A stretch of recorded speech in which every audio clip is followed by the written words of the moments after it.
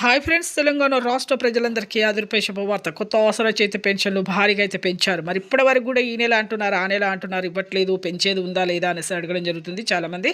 ప్రతి ఒక్కరు కూడా ఇన్ఫర్మేషన్ అయితే క్లారిటీగా అర్థం కావాలంటే స్కిప్ చేయకుండా అయితే వీడియో అయితే చూస్తేనే మీకు అయితే అర్థమవుతుంది. లేట్ చేయకుండా అయితే వీడియోలోకి వెళ్ళే ముందు ఒక లైక్ అయితే చేయండి, 10 మందికి వీడియోని షేర్ చేయండి.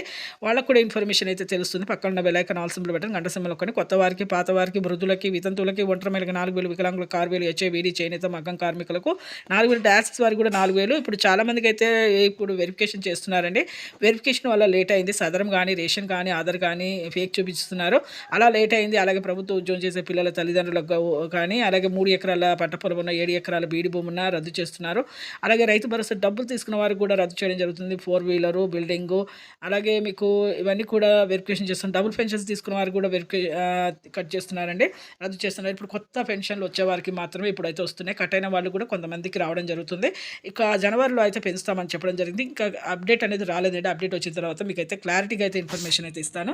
అసెంబ్లీ మీటింగ్లో అయిన తర్వాత చెప్తాను. Thanks for